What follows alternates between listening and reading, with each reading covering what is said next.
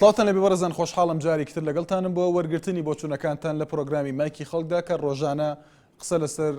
بابەتە گەرمەکانی ڕۆژ دەکەین. ئەمڕۆ پرسیارێک دەخێنە ڕوو ئایا وەزیرە کوردەکان بچنە بەغدا، ئەمە لە کاتێکدا کە ئەمڕۆ کۆبوونەوەی پێنج قۆڵی لایەنە سیاسەکانی هەرێمی کوردستان لە هەولێر بەڕێوەچوو لە بارگای مەکتەبی سیاسی یەکگرتووی ئیسلامی کوردستان دیارە بەڕێوەچوو و پاش کۆبوونەوەکە کۆنفرانسێکی ڕۆژنامەنووسی ئەنجام درا لەلایەن نێچیروان بارزانی و علی باپیر و مەلا بەختیار کە لە کۆنفرانسە ڕۆژنامەنووسیەکە چەند پرسێک خرانە ڕوو ئەوەی کە پەیوەندی بە تەورەکەەوە هەبێت کە تایبەتە بە چوونی وەزیرە کوردەکان بۆ بەغدا دیارە لە دوێنێەوە لە پاش قسەکردن لەسەر ئەنجامدانی ئەم کۆبنەوە قسە لەسەرەوە دەکرا کە تەوەری سەرەکی کۆبنەوەکە تایبەت دەبێت بە چوونی وەزیرە کوردەکان بۆ بەغدا بە زووترین کات و لەو بارەیەوە دیارە نێچیروان بارزانی لە کۆنفرانسە ڕۆژنامەنووسیەکەی پاش کۆبنەوەکە ئەوەی ڕاگەیاند کە تاکە گەرنتی بۆ لایەنە سیاسی کوردەکان یەکڕیزیە و ئەوەشی وت کە یەکڕیزی گەرنتی هەموو شتێکە و کارکردنی پێکەوە بەشداریکردن پێکەوە تەحملکردنی مەسئولیەتی ئەنجامەکان پێکەوە ئەوەیە کە گەرنتیەوە ئاماژەشی بۆدا کە لە ئێستادا لایەنە سیاسەکان لە گفتوگۆدان بۆ دابشکردنی ئەو پۆستە وەزاریانەی کە دراون بە کورد کە پێشتر وترا 4 وەزارەتە بەڵام لە ئێستادا دەوترێت 5 وەزارەت دەدرێت بە کورد و گفتوگۆکان لەم بارەیەوە بەردەوامن. لەو بارەیەوە علی باپیر ئاماژەی بۆدا دیارە پێش لێدوانەکەی علی باپیر نیکۆلای ملادینۆف نوێنەری نەتەوەی گرتوەکان بەشداری کرد لە کۆبوونەوەکە. لەو بارەیەوە علی باپیر ئەمیری کۆمەڵی ئیسلامی کوردستان ئاماژەی بۆدا کە ملادینۆف ئەوەی وتووە کە ئێمە پاڵپشتی داواکاری ڕاوەکانی ئێوەین و ئاماژەشی بۆدا کە هیچ فشارێکی نەبووە بۆ سەر لایەنە سیاسەکان و ئەوەشی ڕاگەیاند کە لەسەر بانگهێشتی لایەنە سیاسەکان ملادینۆف بەشداری کردووە نەک بەوەی کە خۆی بێت بەشدار بێت لە کۆبوونەوەکە. و دیارە لەبارەی ئەوەی کە کێشەکانی نێوان هەولێر و بەغدا تا چەند چارەسەر دەکرێن، نێچیروان بارزانی ئاماژەی بۆدا کە ئێمە بە 5 وەزارەت هەمومان بەشدار دەبین و ئێمە سوورین لەسەر ئەوەی کە لە ماوەی 3 مانگدا کێشەکان چارەسەر بکرێن، بەڵام ئاماژەی بۆدا کە تا ئێستا وەزیرە کوردەکان نەچونەتە بەغداوە لەو 3 مانگەیە کێشەکان دەبێت چارەسەر بکرێن. لێرەدا ئێمان پرسیارە دەخێنە ڕوو کە ئاماژەمان بە بەشداریکردنی نوێنەری نەتەوەی گرتوەکاندا لە کۆبوونەوەکەی ئەمڕۆدا دوێنێش لە کۆنفرانسی ڕۆژنامەنووسی لەگەڵ سەرۆکی پەرلەمانی کوردستان ملادینۆف داوای کرد کە لایەنە سیاسی کوردەکان خۆیان یەکلا بکەنەوە وەزیرە کوردەکان بچنە بەغدا بەشداری بکەن لە حکوومەتدا. ئایا کورد لە ئێستادا بەشدار بێت لە حکوومەتەکەی بەغدا؟ دیارە بەشداریکردنەکەی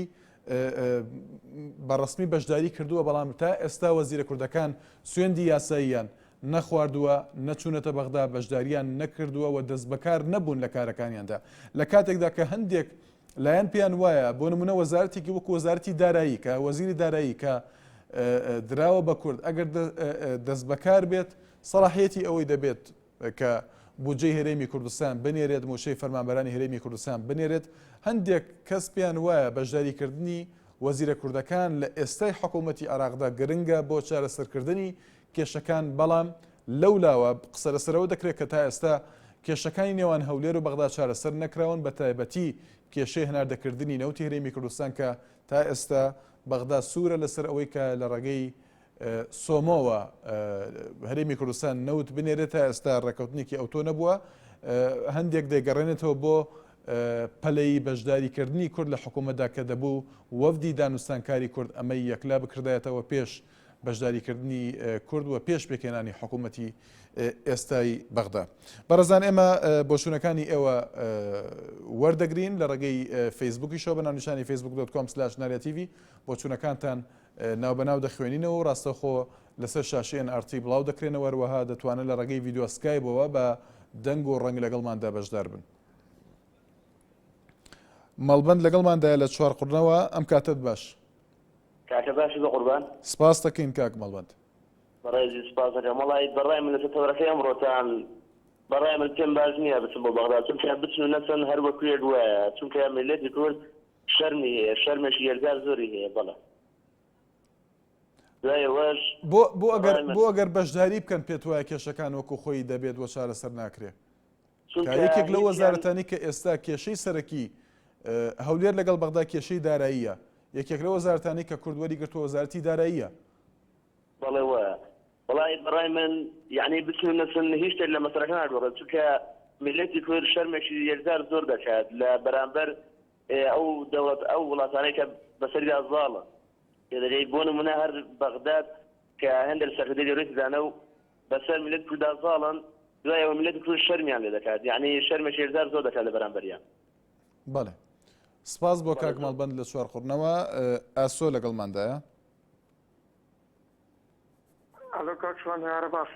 سپاس دەکەین کاک ئاسۆ. ئەحواڵ باش واڵ باش بە قوربان. زۆر سپاس فەرموو کاک ئاسۆ. کاک کەسی برا کۆبوونەوە و دە کۆبوونەوە 20 کۆبوونەوە هەزار کۆبوونەوە کەیکەین ئەمان لە ناو خۆڕێک کەتینە. باشە کاکە نووری مالی کە کاتە سەعۆکم ئەو نووری مالیکە ڕۆی ئەوە ئەن عەباجە کاتێ ئەو عەباجە شاتی ئەو مانگە کە سەعۆکمە مادەی 130 مادەی پێشمەرگەی مادەی نەفت و غازە مادەی بودجێ ئەتا ئەن بەماوەی ئەو دوو ماگانە چلۆ من جێ بەجێ کابرای بەڕێزم کارتۆنە چیانۆ من دانا لەوێ دەر تسی کەشر پێ نییە با بڕوا بچۆ لە خۆلەمارە خۆ نانو تاکە بخوا پیانە بۆ شەڕفترە نەق بێ ڕۆژانە وتاری پێشەما وتاری لۆ من بدا ئەو یان عەبادێم یا بەڵێ سپاس بۆ کاک ئاسۆ لە هەولێرەوە بەڕێزان دیارە ئەم کۆبوونەوەی ئەمڕۆی کە پێی دەوتێت کۆبوونەوەی پێنجخۆڵی لایەنە سیاسەکان کە پێنج لایەنی سەرەکی هەرێمی کوردستانتیدا بەشدار بوون وەک ئاماژەمان پێدا قسە لەسەر چوونی وەزیرە کوردەکان کراوە کە لە ماوەیەکی نزیکدا ڕەنگە وەزیرە کوردەکان دەست بەکار بن لە بەغداوە ئەوەی کە پەیوەستە بە کێشەکانی نێوان هەولێر و بەغداوە وەک ئەو پرسیارەی کە لە کاک مەڵبەندم کرد کێشەی سەرەکی ئێستای نێوان هەولێر و بەغدا کێشەی داراییە بڕینی بودجێی هەرێمی کوردستانە نەناردنی موشەی فەرمانبەرانی هەرێمی کوردستانە هەندێک کەس پێی وایە سەلاحیەتی وەزیری دارایی کە دراوە بە کورد ئەو سەلاحیەتێ دەتوانێت کار بکە بۆ چارەسەرکردنی ئەم کێشەیە لە کاتێکدایە تا ئێستا ئەمە کە وەزیرە کوردەکان تا ئێستا سوێندی یاساییان نەخواردووە نەچوونەتە بەغدا بەڕێزان ئێمە وچانێک وەردەگرین دواتر بەردەوام دەبین لە وەرگرتنی بۆچوونەکانی ئێوە. MRT تاکە کەناڵی ئەهلی بێلایەن. دووبارە سڵاوتان لێبێ بەڕێزان سامان لەگەڵماندایە لە سلێمانیەوە ئەم کاتت باش کاک سامان. سڵاو لە جەنابیشتت فەرموو. کاک شوان من پێم وایە دروستبوونی ئەو دۆخ و دروستبوونی ئەو کێشانەی لە دوایە ڕووی کردە هەرێمی کوردستان یعنی ئێمە ئێستا هەموو کێشەکان وە خۆی مانەوە و تەنها خەڵک زەرەری کرد میلەت زەرەرێکی زۆری کرد و موچە بڕا و ئیش و کار و کاسبی بڕا ئەگەر تۆ لە من بپرسی یان کەسێک لە من بپرسێت چۆنە بەرامبەرەوەی وەزیرەکان بچنەوە بۆ بەغا ئەڵێم حەق وایە هەر ئێستا بچن حەق وایە ئێستا بچنەوە بۆ بەغا لەبەرەوەی ئێمە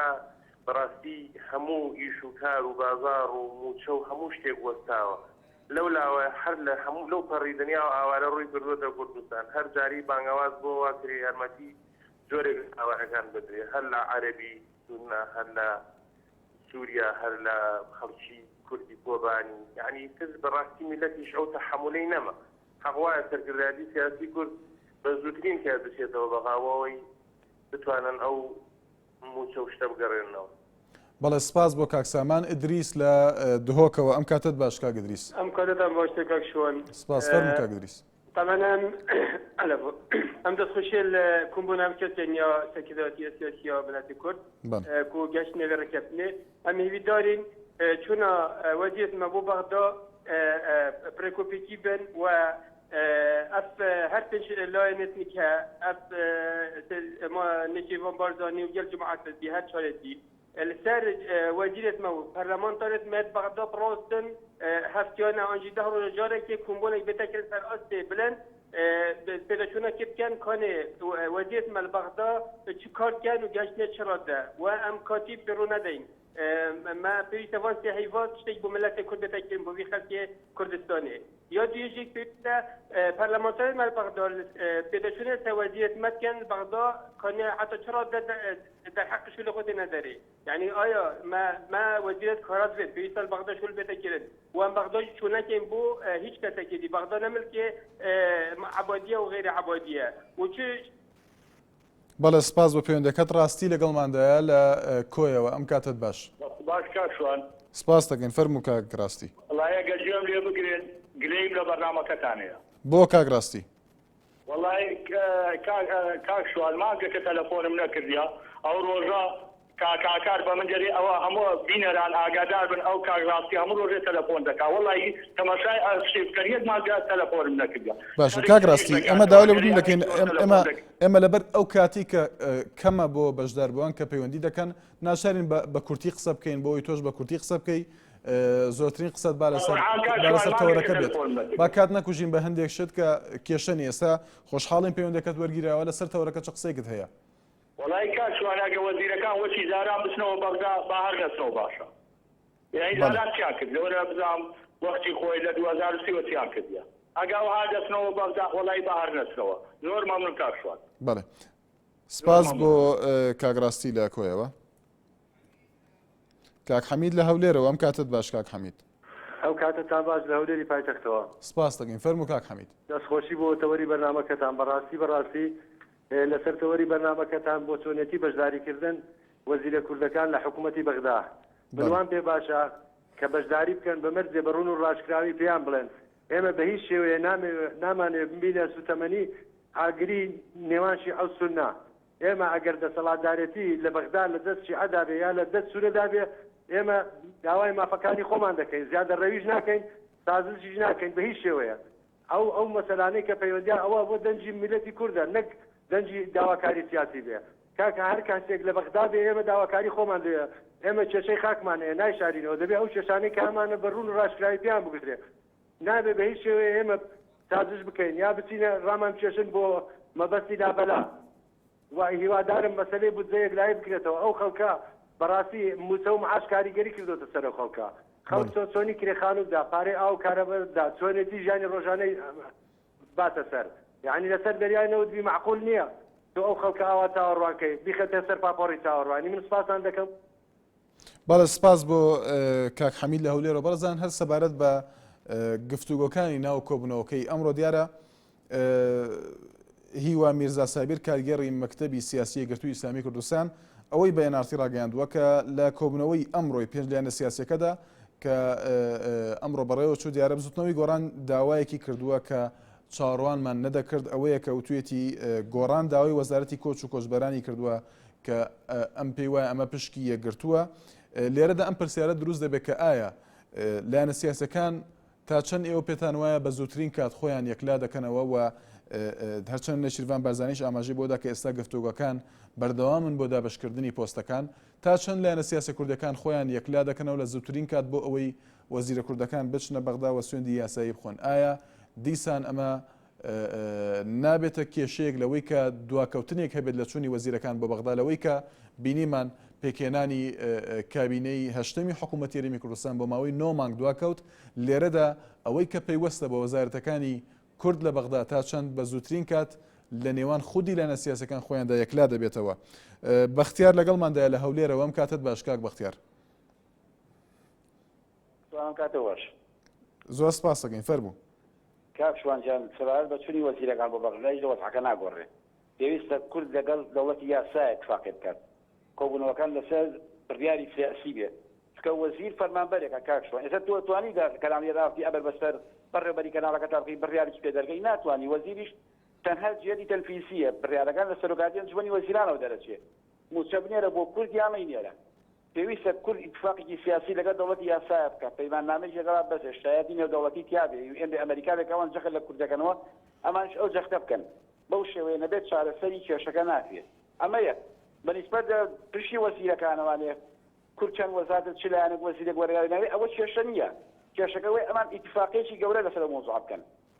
من وای بە باشە زانم کورد پێش ئەوەی وەزیرەکان لێدێتە بەغا ئەبێ بچێت چکە چونمان بەبێ بەغا هیچمان پێ ناکرێت بەڵام اتفاقەکە لەسەر دەوڵەتی یاسا بکرێت گرنتیشی دەوە بچێت گرنتیشی نێودەوڵەتی ئەجینا وەزیر بێنن مەڵەن فڵان سپاس بۆ کاک بەختیار ئامانج لە شیلاتزیەوە ئەم کاتت باش کاک ئامانج ئێوار باش سپاس دەکەین ێوارەت باش کاک ئامانج بەێ دەستخۆشی بە ڕەمەدەمەشتەبەهای ساجاسی ببیت کاری جوان زۆر سپاس مەوێستا کوباریش پاوە بە کورتی ئەگەر بکرێت کاک ئامانج باشە بەڵێ کورتین ئەویدارم حزمات سياسي بيانا هدفك آماجك فكرة بعض بنا ايك آخفتن ايك خبر ايك تشتاك ايدام يعني تشتاك يوصي باش وقت ايدام حكمة ما حريمي أنا كوبا نبتي هجا صباي كوبا نستان صباي جرى حمليري سليمانيين دهوكا نافنه فترة سپاس بۆ کاک ئامانج لە شیلاتزیەوە. کاک ئەحمەد لەگەڵماندا لە هەولێرەوە ئەم کاتت باش کاک ئەحمەد. سڵاو لە جەنابیشت. سپاس دەکەین کاک ئەحمەد. چ قسەیەکت هەیە لەسەر تەوەرەکە فەرموو. من پێم هەنگاوەکی بەوەزیرا بچنەوە بەغدا کان دوورکەوین خراپتر لێ بێتن. بۆ پێت وایە هەنگاوێکی باشە ئەگەر وەزیرە کوردەکان بگەڕێنەوە بەغدا چ شتێک وا دەکا کە ئەمە هەنگاوێکی باش بێ بۆ نمونە. بەڵێ منەوە بە شتێکی باش ئەزانم کە بتونی شەلا مشکلەکان حەل بکەن و من پێم وایە هەموو شاهدە کوردستان و عێراق کە لە دوای نەخۆشبوونی مام جەلال بارەدۆخی عێراق و کوردستان زۆر خراپ و زۆر تێکچوو بە خراپی و ئێستا کە کەسێک بێ مام جەلالی پڕ بکەتەوە من پێم وایە باشترین کەس کاک نێچیروانە هیوادارم هەموو کەس پشتیوانی لێ بکەن کە ئەوە ئەتوانی باشتر لە هەموو کەسی مشکلەکان حەل بکەن و هیوادارم حزبەکان ملەتی ئێمە بە وجدان پشتیوانی لێ بکەن و ئیشتەلا دەست بە اتفاق بکەین ئەگەرە چەند بنینەوە چەند اتفاق هەر زەرەرە. بەڵێ سپاس بۆ کاک ئەحمەد. ئیسماعیل لە هەولێرەوە سڵاوت لێ بێ کاک ئیسماعیل. ئەکسوانە خافەت باش هەموو کاتێکت باش. ڕاستی من ڕێم وایە ئەو وەزیرانە کورد ئەو وەزیرانە بچنەوە بەغدا نەچنەوە بەغدا ئیستادێکی نەچکە لە ئەوەڵەوەی منمان بۆ بەغدا کەس کردووە و هەمووش دەگەڕێنەوە بۆ عەبدولایانە سەرچێی کوردستان پارتیوێکیتی لە ئەوەڵەوە لە دوای پرۆسی ئازادی عێراق ملیان بۆ داوە گشت هەوازارەکانی بەغدا کەس کردووە تازەی ئیستفادەیەکی نیە ئەگەر ئیلا یعنی بە زۆری یعنی هەموو شتەکان بە نەرمی نابێت بڕک ئەمەزڕقیان لەگەر بنوێنین. بەڵێ کاک ئیسماعیل. کاک ئیسماعیل گوێمان لێتە بەداخەوە دیارە پەیوەندێکی بچڕە کاک ئیسماعیل لە هەولێرەوە. سالار لە بنەسڵاوەوە ئەم کاتت باش کاک سالار. سلام علیکم. عەلەیکوم ئەسەلام فەرموو کاک سالار. دەستخۆشی لێکم بۆ بەرەکان بەرنامەکە زۆر سپاس دەکەین فەرموو کاک سالار. بەڵێ کاکە جان بە حەقیقەتی ئێمە ئەبێ هەر لەگەڵ حکوومەتی عێراق ئاچین بۆ داواکاریەکانمان. کێشەی ئێمە لەگەڵ حکوومەتی عێراقە داواکاری ئێمە ها بە ئەستۆی حکوومەتی عێراقەوە. حکوومەتی عێراق ئەبێ مولزەم بێت بە مافی گەلی کورد. چی وای لێ دەکات پێت وایە کە مولزەم بێت؟ چی وا لە بەغدا دەکات کە مولزەم بێت کە چەند ساڵە مولزەم نەبووە؟ لەوانەیە خەتای خۆمانشی تایە قوربان. بەڵێ یەکێکیان سەد خۆزگە نەوتمان دەرنەهێنا جارێ لە کوردستان. بەڵێ کاک سالار ئەو قسەی جەنابەت کە دەڵێی خەتای خۆمانە ئەمڕۆ لە پاش کۆبوونەوەکە دیسان نێچیروان بارزانی دەڵێت یەکریزی ئێمە گەرانتی هەموو شتێکە. چی دەڵێن ئەم بارەیەوە؟ یەکریزی گەلی کورد لە هەمووی بابەتێک ناوخۆیمان چی بۆ جوابی دەرەوە بۆ پارچەکانی کوردستان بۆ لەگەر کات دێن بە کاک سالار پرسیارم ئەمە یەک دووەم ئێستاوە دێن خەریکن دێنە سەر خەت کە تازە بچینەوە لەگەڵ حکوومەتی عێراق بەری ئێمە ئەبێ لەگەڵ حکوومەتی عێراق دانوستان بکەین داواکانمان لەوێ بێت بکرێت کە نەوت نەڕابوو تورکیا پێشی بگرن حتا لەگەڵ حکوومەتی عێراق بزانین چی ئەکرێت حکوومەتی عێراق ئەگەر ڕۆژێ مولزەم بوو بەوەی کەوا ئێمە ئەمانوێت لەگەڵ حکوومەتی عێراق هاوبەش بین لێرە ئەو وەختە دوای ئەوە ئەگەر دیمان دەکات تەبعا لە چاوی دنیاوە دیارە ئەتوانیت چی بکەین ئێمە وەختە کوردستان ئێمە ڕەحبەرمان بەڵێ سپاس بۆ کاک سالار. ئیدریس لە کەرکووکەوە ئەم کاتت باش کاک ئیدریس. کاشوان باشی سپاس دەکەین کاک ئیدریس فەرموو. کاشوان سێ خاڵ دوو خاڵی بۆ ئەو وەزیرانی کەواتم بۆ کرد بۆ بەغا دەبێت بزانن مەتالیبی بەغا چیە لەوان. یەکەم بەڕێی من چۆرکردنی ئەو ناوچانی فەرقەی دوانزەی لێ بۆ شوێنەکانی ترپاژەوەی و خەڵکە خۆی بە شەهیدکردن لە سکوڵ حاجی ئەمری ئەوەی بواتی بەدەست بەر لە ماوەی زۆر پێشتر ئەو داواکاری هەبوو. دووەمینش تەسلیمکردنی نەوتەکە بەوان پێتر ئەم هەفتێنا ئەو هەفتێنا ئەو هەفتێنا ئەو هەفتەوە لەکەوتنەکەیشێتی پارتی لە کۆی و لە سەلاحەدین. سێم خاڵش دەبێت کورد بزانێەوە سەرکردایەتی کوردەکە بە ئەسڵ کورد نین مستەکردن هەمووی سەید و قوڕیشین تاڵبانی بەرزانی ئەملات ئەولات ئەجا کورد دەبێ ئاگای لە خۆی و ڕۆشنبیرەکان فکرکەنەوە ئەمە من ئاخستمە مەتاڵیبی بەغدا ئەو شتەوە خاص سپاس بۆ کاکدریس بەرەزان ئێمە بیرتان دەخێنەوە کە ئێوە دەتوان لە ڕێگەی ڤیدۆسکای بۆ ڕاستەخۆ بەدەنگ و ڕەنگەوە بەشدار بن لەگەڵماندا هونەر لەگەڵماندایە لە ڕزگاریەوە ئەم کاتت باش کاگونەر ئەم کاتی ئێوەش باش سپاس دەگەین فەرموو کاگونەر بەڵێ بەڕاستی لەسەر ڕۆژی ئێستای هەرێم و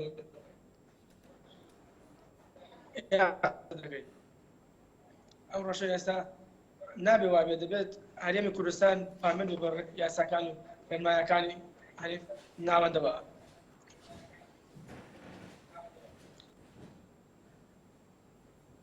کاگونەر بەڵێ گوێمان لێت ئەگەر بەردەوام بیت بەداخەوە دیارە کاگونەر نەیتوانێت لەگەڵماندا بەردەوام بێت عەلی لە باڵەکایەتیەوە ئەم کاتت باش کاک عەلی کاکشوان ئێوارە باش سپاس دەکەین ئێوارەت باش کاک عەلی فەرموو فەرموو کاک عەلی بەڵێ کاکشوان ئەلۆ کاک عەلی من گوێم لێتە ئەگەر گوێت لێمە فەرموو بەداخەوە پەیوەندێکی کاک عەلی پچڕە ئەمیر لە هەولێرەوە سڵاو لێبێ کاک ئەمیر سڵاو لێبێ ئەم کار لەبازرێت خۆشویستیە بۆ تاوی کارمەندانی ئەم کەناڵە خۆشویست سپاس بەناوی هەموویانەوە بەڵێ فەرموو هەر لە خۆشی دابن هەر لە بەختەوەری دابن تاوی هەموو کارمەدا مازەکەم دەستی مالی وتان لەفشم تاوتا مازەکەم و قوربانی هەمووتان بوو زۆر سپاس دەکەین کاک ئەمیر فەرموو بەڵێ لەباری تەوەرەکەوە وەزیرە کوردەکان بچنە بەغدا یا خودنە فەرموو بەڕاستی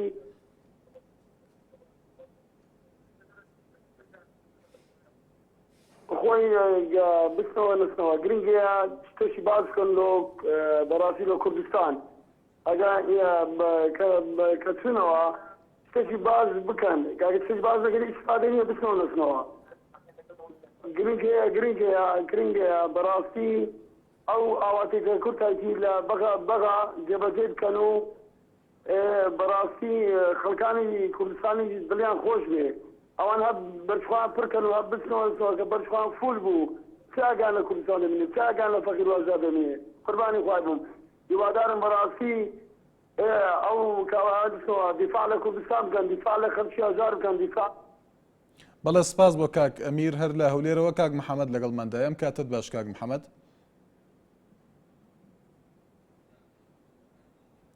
بەڵێ دیارە پەیوەندەکەی ئامادە نییە ئەردەڵان لە هەولێرەوە ئەم کاتت باش کاک ئەردەڵان کاک ئەردەڵان گوێت لێمە سپاس دەکەم هەموو کاتێکت فەرموو سەبارەت بە تەوەرەکەت یەکەم شت بەدەست خۆی نییە هەرێم وەزیری بنێرە خودنا ئەوە ئەمریکایە کە دیارێتە یەکەم شت دوم خاڵ ئەوەیە کە بچێ باشترە بۆ کورد بەڵێ لەبەرەوە ئیسا سەرەکەی بێئیشێکی زۆر ڕووی لە هەرێم کردووە پێت وایە بە چوونی وەزیرە کوردەکان بۆ بەغدا ئەو بێئیشیە و ئەو کێشانەی کە هەند چارەسەر دەبن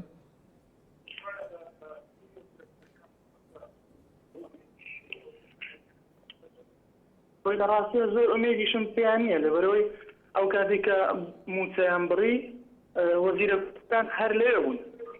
بەڵام شتێکی وایان پێ نەکرا لە دەست باشە سپاس بۆ کاک ئەردەڵان لە هەولێرەوە بەڵە بەرزانەمە وچانێک وەردەگرین دواتر بەردەوامی لەگەڵتان NRT تاکە کەناڵی ئەهلی بێلایەن دووبارە سڵاوتان لێ بە بەڕێزان ئایا پێتان باشە وەزیرە کوردەکان بچنە بەغدا و دەست بەکار بن ئەمە تەوری ئەمڕۆی پرۆگرامەکەی خۆتانە مایکی خەڵک دیارە ئەم قسانە گەرمتر بوون بە تایبەتی لە پاش کۆبنەوەکەی ئەمڕۆی هەر پێنج لیانە سیاسێکی هەرێمی کوردستان کە لە پاش کۆبنەوەکە نێچیروان بارزانی قسەی لەسەرەوە کرد کە یەکریزی ئێستا لیانە سیاسەکان گەرنتی هەموو شتێکە و ئاماژەشی بۆدا کە ئێستا هەموو لیانە سیاسەکان لە گفتوگۆدان بۆ دابشکردنی پۆستەکان عەلی لەگەڵماندایە لە کەلارەوە ئەم کاتت باش کاک عەلی ئەم کاتت باش کاک شوان سپاس دەکەین فەرموو کاک عەلی دەستخۆشی بەرنامەکە دێکەم کاکە برا زۆر سپاس شوارێک ئەبێ وەزیرە کوردەکان ئەمڕۆ بەڵا چونکە شەقی زەمانەیە گەبێنێتەوە حوزای چۆنە خەڵک موچەیە ناتوانێت موچەی ماگە کە بە 4 مانگە 3 مانگە خەڵک موچەی وەرنەگردووە ئەبێ بڕۆ شار بەدە ژێرشانی بەغا لە هەمووی چاکترە بەش کەم ڕێ بکەون لەگەڵ بەغا و موچەیە و خەڵکە بێنێ باشە کاک عەلی پێشتر کاک عەلی هەندێک لەلایەنە سیاسیەکان ئەندامانی وەفدی داوەسانکاری کوردیان وت ئەگەر بەغدا بودجەی هەرێمی کوردستان موچەی فەرمانبەران نەنێرێت وەزیرە کوردەکان ناچنە بەغدا بەڵام ئێستا ئەگەر بچنە بەغدا هێشتا بودجەی هەرێم نەنێردراوە کەواتە ئەمە ئاماژەیەکە بۆچی پێت وایە شوانێکیان ئەمانە بڕۆن نەڕۆن هەر عینی حسابە ئەمە بشەقی زەمانەیە نێرێ بەوەڵا ئەگەر دێنیە لە من متابعی ئەخبار بە زۆریە کە بنەتەوەی کوردەکان کردوێ بەسەری بە زوزوری خات بکەنەوە بەغا قبول بکەن نەکەن هەر بەغا بەسیرمانە خۆمان وڵاتانی دەراوسێ دۆستانی هەمووی دەچونمانە زۆر سپاس سپاس بۆ کاک عەلی لە کەلارەوە لە خانەقینەوە کاک عەلی لەگەڵماندایە ئەم کاتت باش کاک عەلی بەڵێ بەداخەو دیارە پەیوەندەکەی پچڕای هیوادارین بتوانێت پەیوەندی کاتەوە قسەی خۆی بکە پەیوەندیەکتر لەگەڵماندایە بەڵێ پێشەوەی پەیوەندەکە وەربگرین ئەمە قسەمان لەسەر کە وەکو پرسیارێک لە کاک عەلیم کرد لە کەلارەوە دیارە پێشتر وەفدی دانوستانکاری کورد فریاد ڕەوانزی و تەبێژی وەفدی دانوستانکاری کورد ئاماژەی بۆدا کە ئەگەر بودجەی هەرێمی کوردستان نەنێردرێت وەزیرە کوردەکان ناچنە بەغدا و هەندێک لایەنی تر ئەمەیان کردبوو بە جۆرێک ئەگەر نافەرمیش بێ و قسانە جۆرێک لە مەرج لەوەی کە وەزیرە کوردەکان ناچنە بەغدا تاوەکو بەغدا موچەی فەرمانبەرانی هەرێمی کوردستان نەنێرێت بودجەی هەرێمی کوردستان نەنێرێت و پێشتریش ئەمە دەوترا پێش بەشداریکردنی کورد لە حکوومەتدا قسەیەک لەسەر ئەوە دەکرا لێرە و لەوێ لەلایەن سیاسەتمەدارەکانەوە کە کورد ناچێتە حکوومەتی بەغدا و بەشدار نابێت تاوەکو بودجەی هەرێمی کوردستان نەنێردرێت بەڵام بودجە نەنێردرا موچەی فەرمانبەران نەنێردرا و کورد بەشداری کرد ئێستا ئەگەر وەزیرە کوردەکان بچنە بەغدا چی لە دۆخەکە دەگۆڕێ ئەم قسەیە ئێوە دەتوان قسە لەسەر ئەمە بکەن کە ئایا بۆ نمونە وەزیرێکی وەکو وەزیری دارایی کە ئەم وەزارەتە وەزارەتی دارایی دراوە بە کورد تا چەند دەتوانێت سەلاحیەتی ئەوەی هەیە بپێی یاسا دیارە سەلاحیەتی ئەوەی هەیە کە موچەی فەرمانبەران بودجەی هەرێمی کوردستان بنێرێت کە پێشتر بە شێوەیەکی نایاسایی ئەمە بڕێندرا بوو و لەلایەن سەرۆک وەزیرانەوە نوری مالیکی دیارە بڕێندرا بوو لە ئێستادا چۆنی وەزیرە کوردەکان بۆ بەغدا ئاماژەیەکە بۆ چارەسەرکردنی کێشەکان یاخود نە ماجید لەگەڵمادەیە لە دهۆکەوە ئەم کاتت باش کاک ماجید سلام وەرێز بۆ تەوە بەرنامێتە زۆر سپاس دەکەین فەرموو هیچ گۆڕینێک نابیتن کاکە لە مابەی نێمە و بەغدا چونکی مابەی نێمە بەغدا دوو ڕئیس وەزەرا هەنا نێچیروان بازانی و عەبادی دەبێت عەبادی و نێچیروان بازانی رینەخالێ و گفتوگۆ هەلگەلێ بکەن هەبەیەک یا دژی عەبادی حکمەتە هەی قانون هەی دستور هەی حکمەتە عێراقێدا عەبادی بخۆنینە گوچێ هەرێمێ فەرێ بکەتن هیچ ڕەنگێکی ئەو وەزیر مەرجبچنە بەغداژی دێ محاولەکەن حەلەکەکەن دێ میزالێکەن دێ هەر تشێکی بیزدەستێوامی دەکەن بەس هیچ ڕەنگێکی موچێ کوردستانی ناتە گەناندنێ چونکی قرارە حکومەتە عێراقیە نه قرارە رئیس وەزارای پنەیە چونکی حکومەتە عێراقی بەڵە سپاس بۆ کاک ماجید لە دهۆکەوە هۆشمەند لەگەڵماندایە لە هەولێرەوە ئەم کاتت باش کاک هۆشمەند هەموو کاتێکت کاگەشوار پێشێکی زۆر سپاسی هەموو کارمەندانی کۆنترۆل دەکەم بەڕاستی پێشوار ێوارێ زۆر باش بۆمان وەردەگیرێ کاگەشوار وڵامی من هەر زۆر بە ساد و ساکاری و دوو لە ئەوە عەشاری باسی دەکەم ینی زۆرم پێسەیرە خەڵکی ئەم وڵاتە چی دەوێت ینی تۆ کۆبوونەوەی لایەنە سیاسیەکان دەکرێت دەڵێ ئەها ئەوە دیسا کۆبوونەوەکە قاوە خواردنەوەی دەڵێ وەزیرەکان دەنێرم بۆ بەغدا کاکەگیان هیچیان پێ ناکردە بەغا بابە ئەمە وڵاتێکە ئەوانە براوەی یەکەمن حکومڕانەتی لە بەغا لەدەست ئەوانە حەت کەسێکی پیش بخێتە شوێنی عەبادی هەروا دەکات مالیکی بوو بینیمان جەعفەری بوو بینیمان چوونەوەی ئەو وەزیرانە دەردی کارگێچیر و لە کۆنگرە ڕۆژنامەکانەکە شاگەمان لێ بوو شانسێکی ترە بە عەبادی دەدرێت کاکە ناینێریتەوە وەزیر خەڵک لەسەر جادە ڕاوتە سەر جادە موچەی دەوێت وەزیرە نێریتەوە خەڵک لێی دەگات نازای ئەو میلەتە چی دەوێت یعنی وەڵڵی میلەتێکی ئەوەنە معقەدینە ئەم وڵاتی ئێمە وا دەزانێت کە نازانێتی با بڕێەوە. سپاس بۆ کاک گۆشتمەند لە هەولێرەوە. کاک عەلی لە خانەقینەوە ئەم کاتت باش کاک عەلی. زۆر سپاس فەرموو کاک عەلی. کاکشوانجان من دوو ڕێیم هەیە. یەکیشیان ئەگەر وەزیرەکان ئەچنەوە بۆ بەغا ئەتوانن ئیسپات وجودی خۆیان بکەن و سەلاحیەتیان هەبێ و تەسەڕف بکەن و بتوانن ئەوەی کە لە ئینیانە بیکەن بڕۆنەوە. ئەوەی ئەگەریش ناتوانن هیچیان لە دەست نایە شەرم نییە عیب نییە بڵێ وەڵی کاکە بە قسەمان ناکەن کەس حسابمان بۆ ناکەینەوە. ئەمە یەک. دوو كاجشوان يعني هذه عمليه جيات ضابطيه كمسؤول منظمه كواتك يد لها ناو كركوكا لقرمي خمك قطعا ما نقبل البيشمركه يجي يعني هيج بيش رازين بيشمركه بيتوبو او صلاحيتي هي وزير يكبوت مالي عراق صلاحيتي بو وزير كان يخوم او ناويرن وتبك ناويرن قراربا بو امانه ضابطيان عبد الامير زيدي وقت خويا عن كركوك هم كردينا وزارات تاوت ما لا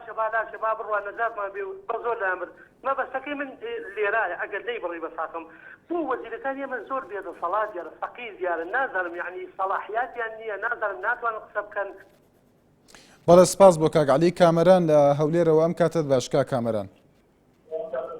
ئەم کاتت باش بڕێز. سپاس دەکەم فەرموو کا کامەران. سەبارەت بە تەوەرەکەتان قساکەم. بەڵێ. وەڵا بەڕای من وەکو کوردێک پێویستە بەرپرسانی کورد بۆ چارەسەری گەشتان لەگەڵ بەرپرسانی بەغدا کۆ ببنەوە بۆ ئەوەی پێویستە بە دوای تاریخ بگەڕێن کە کورد لەم دۆخەدا پێت وایە ئەو چارەیە چییە کا کامەران؟ بەلای تۆ چارە چییە کە چەندین کۆبنەوە گفتوگۆ کراوە لەگەڵ بەغدا؟ تاکە چارە کۆبوونەوە لە نێوان بەرپرسانی کوردستان و بەغدادا کۆبوونەوەیەک بکەن و لە باشە پێشتر هەر کۆبوونەوە نەبوو کورد وەفدی دەنگسانکاری نەبوو؟ واللهی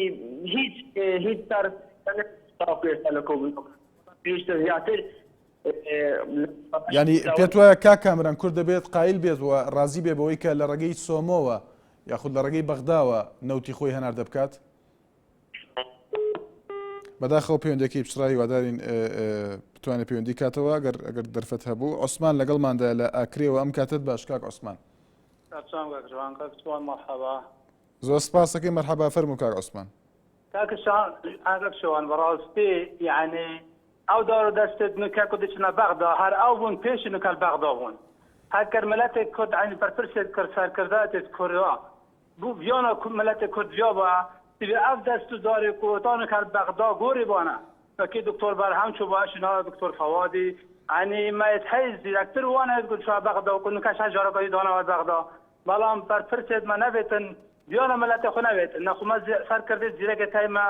يد الصوت في ملاتيات هايكو بشنا بغدا كو شر بغدا بكان نقول شنا بغدا خو كرب كان وايد كويتون كال بغدا جرى قد دونا بغدا من باور هيش فائده بغدا دونا قد او دكاتنا بغدا و او تيش نكاش بغدا بي بله سپاس بو کاک عثمان اکریوا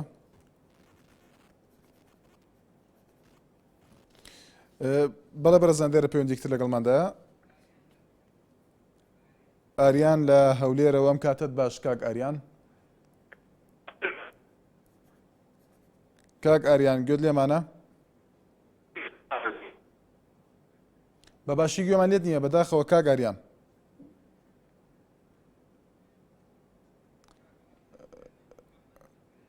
دەچینە لای محەممەد لە هەولێرەوە ئەم کاتت باش کاک محەممەد. چاوەکەمی عەزیزی سپاس فەرموو کاک محەممەد. ئەوەیە تەلەفۆنەکەی یانی ئەو مقابلە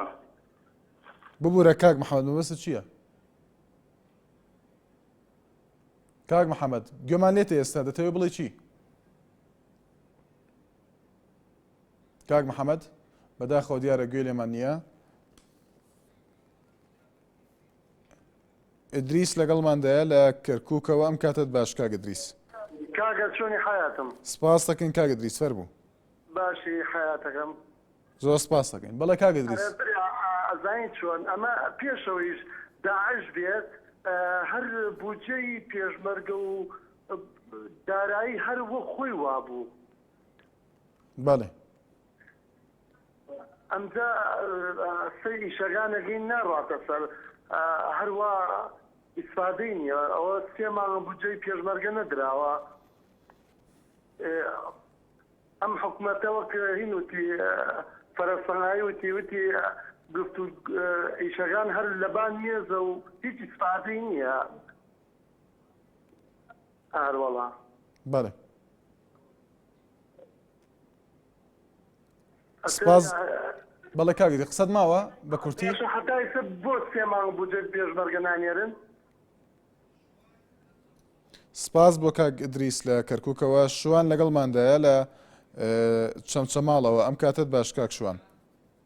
ئەم کاتۆ باش سپاس دەکەین فەرموو کاک شوان زۆر سپاس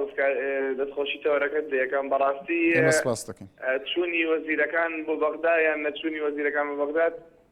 من ئەوە بە گرینگەزانم کە ئەمە هیچ یەکێک لەو ڕژێمە یەک لە دوایەکانی عراق دەستیان نەبوو لە بڕینی بودجە و موچەی حکوومەتی هەرێم من دەسەڵاتی یەکەم هەرێمی کوردستان و بە تایبەتیش ناو هەرێمی کوردستانە پارتی دموکراتی کوردستان و پرسیار دەزانم لەبەرەوەی جوڵانی دۆسەی نەوت و جوڵانی ڕاگەیاندنی دەوڵەتی کوردی ئەمە هەمووی هۆکاریەوە بوون کە حکوومەتی عراق فشارێک بێنێ بۆ هەرێمی کوردستان و بێتە هۆی بڕینی بودجە و موچەی هەرێمی کوردستان و کام خێرانە بەس هەرێمی کوردستانە بێت بەڵێ قسەت ماوە کاک شوان بەڵێ من پێشنیارەکەم پێشەوەی وەزیرەکان بگەڕێنە بەغا با دۆسەی نەوت تەسمیلی بە دۆسەی نەوت بەڕوونی بە شفافی تەسمیلی حکوومەتی عراق بکرێتەوە ئەو کاتە هەموو شتەکان ئاخێتەوە کەواتە ئێمە خۆمان وەکو کورد بەرپرسیارین لەو دۆسێ و لەو مەلەفە نەک حکوومەتی بەغدا بەڕاستی بەڵێ سپاس بۆ کاک شوانە چەمچەماڵە بەرەزانە ئێمە سبێنێش لەگەڵتان بەردەوامی لە پرۆگرامی مایکی خەڵک تا ئەو کاتە هەر لە خۆشی دابن